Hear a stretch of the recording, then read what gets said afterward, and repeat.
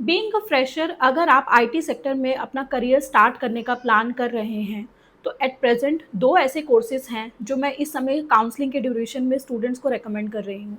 ये दो कोर्सेज मैं इसलिए रेकमेंड कर रही हूँ क्योंकि इन दो कोर्सेज में मल्टीपल प्लेसमेंट के ऑप्शंस निकलते हैं, मीन्स मल्टीपल प्रोफाइल के लिए प्लेसमेंट के ऑप्शंस निकलते हैं।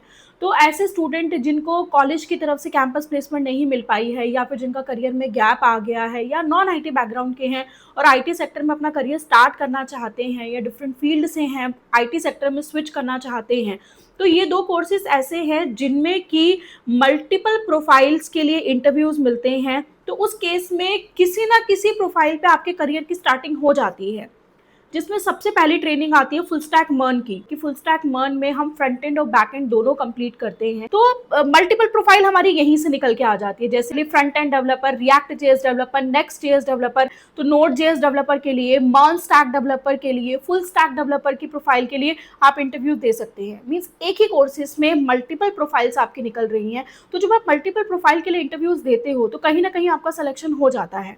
सिमिलरली डेटा एनालिस्ट की प्रोफाइल, डेटा एनालिस्ट में आप डिफरेंट डिफरेंट टूल्स पढ़ते हैं, जिसमें कि आपका एक्सेल आ जाता है, पावर बीआई आपका आ जाता है, एसक्यूएल है, देन आपका पाइथन है। तो सिमिलरली इसमें भी मल्टीपल प्रोफाइल के लिए इंटरव्यूज कंडक्ट होते हैं। जैसे जब आप पावर बीआई पढ़ते हैं तो पावर बीआई पढ़ने के बाद आप बिजनेस इंटेलिजेंस या फिर रिपोर्ट एनालिस्ट की प्रोफाइल के लिए एलिजिबल हो जाते हैं।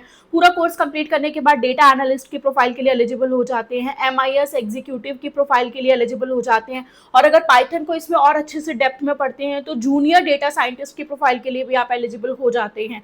तो मतलब मल्टीपल प्रोफाइल के लिए इंटरव्यूज आपको मिलने स्टार्ट हो जाते हैं।